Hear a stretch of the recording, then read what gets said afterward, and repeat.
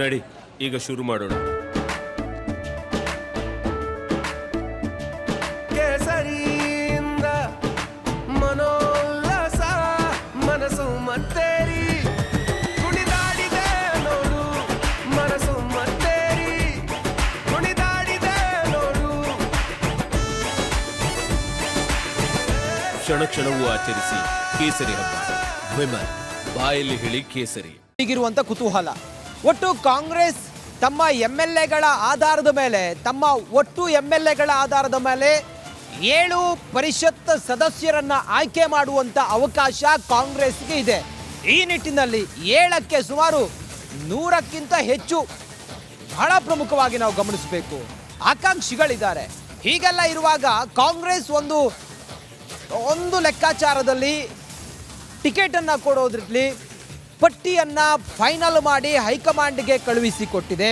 High command ಅನುಮೋದನೆ ಆಗಿದೆ.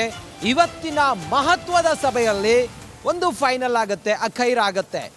ಯಾರಿಗೆ ಪರಿಷತ್ ಸದಸ್ಯ ಸ್ಥಾನದ ಟಿಕೆಟ್ ಅನ್ನೋದು ಪಕ್ಕಾ ಆಗುತ್ತೆ. ಆ ನಿಟ್ಟಿನಲ್ಲಿ ಸಿದ್ದರಾಮಯ್ಯ ನೇತೃತ್ವದಲ್ಲಿ ಇವತ್ತು ಸಂಜೆ 6 ಗಂಟೆಗೆ ಶಾಸಕಾಂಗ ಮೀಟಿಂಗ್ ಇದೆ. ಈ ಮೀಟಿಂಗ್ನಲ್ಲಿ ಖಾಸಗಿ ಹೋಟೆಲ್ನಲ್ಲಿ ನಡೀತಾ ಇರುವಂಥ ಈ ಮಹತ್ವದ ಸಭೆಯಲ್ಲಿ, ಹೈ ವೋಲ್ಟೇಜ್ ಸಭೆಯಲ್ಲಿ ಟಿಕೆಟ್ ಫೈನಲ್ ಆಗುವಂಥ ಸಾಧ್ಯತೆಗಳು ಕಂಡು ಬರ್ತಾ ಇದೆ. ಬಿಜೆಪಿಯ ತೆರವಾಗಿರುವ 3 ಸ್ಥಾನಗಳಿಗೆ ಬಿಜೆಪಿ ತನ್ನ ಪಟ್ಟಿಯನ್ನು ರಿಲೀಸ್ ಮಾಡಿ ತೀರ್ಮಾನ ತೆಗೆದುಕೊಂಡು ಆಗಿದೆ. ಯಾರ್ಯಾರಿಗೆ ಟಿಕೆಟ್ ಅನ್ನೋದು ಸಿ ಟಿ ರವಿ ಇದ್ದಾರೆ, ರವಿಕುಮಾರ್ ಇದ್ದಾರೆ, ಹಾಗೆ MG ಮೂಳೆ ಕೂಡ ಇದ್ದಾರೆ. ಕಾಂಗ್ರೆಸ್ನಿಂದ ಆ 7 ಸ್ಥಾನಗಳಿಗೆ ಯಾರು ಅನ್ನೋದ್ರ ಬಗ್ಗೆ ಇವತ್ತು ಸಂಜೆವರೆಗೂ ಕೂಡ ಕಾಯಬೇಕು. 6 ಗಂಟೆಗೆ ಟಿಕೆಟ್ ಅನ್ನ ಫೈನಲ್ ಮಾಡುತ್ತೆ. ಹೈ ವೋಲ್ಟೇಜ್ ಮೀಟಿಂಗ್, ಸಿದ್ದರಾಮಯ್ಯ ನೇತೃತ್ವದಲ್ಲಿ ಶಾಸಕಾಂಗ ಸಭೆ ಇದೆ.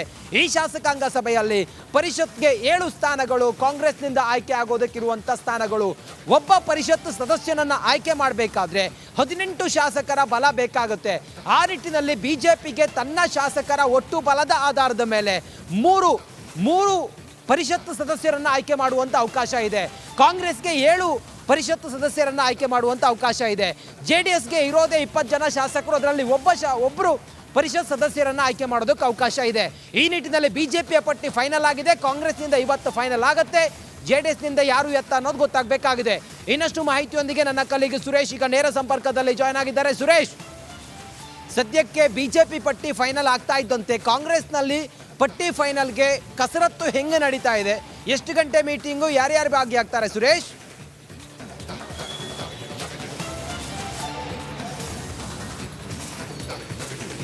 ಸದ್ಯ ಕಾಂಗ್ರೆಸ್ನಲ್ಲಿ ಕೂಡ ಈಗ ಇನ್ನೇನು ಪಟ್ಟಿಗೆ ರಿಲೀಸ್ಗೆ ಕ್ಷಣಗಣನೆ ಶುರುವಾಗಿರ್ತಕ್ಕಂಥದ್ದು. ಇವತ್ತು ಸಂಜೆ ಕೂಡ 6 ಗಂಟೆಗೆ ಏನು ಕಾಂಗ್ರೆಸ್ ಶಾಸಕಾಂಗ ಪಕ್ಷದ ಸಭೆ ಕೂಡ ಇರತಕ್ಕಂಥದ್ದು.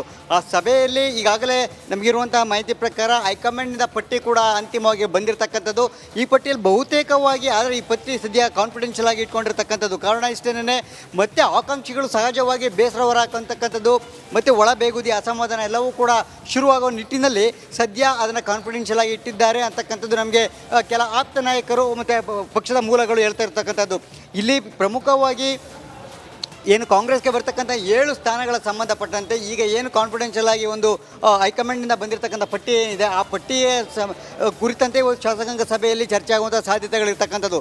ಮೊದಲನೇದಾಗಿ ಯತೀಂದ್ರ ಸಿದ್ದರಾಮಯ್ಯ ಅವ್ರನ್ನ ಆಯ್ಕೆ ಮಾಡತಕ್ಕಂಥ ಈಗ ಖಚಿತ ಅಂತ ಈಗಾಗಲೇ ಹೇಳ್ತಾ ಇರ್ತಕ್ಕಂಥದ್ದು. ಜೊತೆಗೆ ಎರಡನೇವರಾಗಿ ಈಗ ಬೋಸರಾಜ್ ಏನಿದ್ದಾರೆ, NS ಬೋಸರಾಜ್ ಹಾಲಿ ಮಂತ್ರಿ, ಅವರನ್ನು ಕೂಡ ಈ ಬಾರಿ ಮತ್ತೆ ಪರಿಷತ್ಗೆ ಆಯ್ಕೆ ಮಾಡುವ ಮೂಲಕ ಅವರ ಸ್ಥಾನವನ್ನು ಮತ್ತೆ ಕಂಟಿನ್ಯೂ ಮಾಡ್ತಕ್ಕಂಥದ್ದು. ಜೊತೆಗೆ ಮಂತ್ರಿ ಸ್ಥಾನವನ್ನು ಕೂಡ ಮುಂದುವರಿಸುವ ಸಂಬಂಧಪಟ್ಟಂತೆ ಈಗಾಗಲೇ ಪಕ್ಷದಲ್ಲಿ ಚರ್ಚೆಗಳಾಗಿದೆ ಅಂತಕ್ಕಂಥದ್ದು ಕೂಡ ಈಗ ನಮಗೆ ತಿಳಿದುಬಂದಿರುವಂಥ ಮಾಹಿತಿ. ಒಟ್ಟಾರೆ ಸಂಜೆ ನಡೆಯುವಂಥ ಶಾಸಕಾಂಗ ಪಕ್ಷದ ಸಭೆ ಏನಿದೆ ರಂಜಿತ್, ಆ ಶಾಸಕಾಂಗ ಸಭೆಯಲ್ಲಿ ಬಹುತೇಕವಾಗಿ ಇವತ್ತು ಯಾರೆಲ್ಲ ಆಗುವಂಥದ್ದಕ್ಕೆ ಹೈಕಮಾಂಡ್ ಒಪ್ಪಿಗೆ ನೀಡಿದೆ ಅಂತಕ್ಕಂಥ ಒಂದು ಪಟ್ಟಿ ಕುರಿತಂತೆ ಕೂಡ ಚರ್ಚೆ ಆಗುವಂತಹ ಸಾಧ್ಯತೆಗಳಿರ್ತಕ್ಕಂಥದ್ದು. ಅಂತಿಮವಾಗಿ ಇವತ್ತು ಸಹ ಒಂದು ರಾತ್ರಿ 8-9 ಗಂಟೆಯ ವೇಳೆಗೆ ಕಾಂಗ್ರೆಸ್ನ ಒಂದು ಪಟ್ಟಿ ಹೊರ ಬೀಳುವಂತಹ ಸಾಧ್ಯತೆಗಳಿರ್ತಕ್ಕಂಥದ್ದು.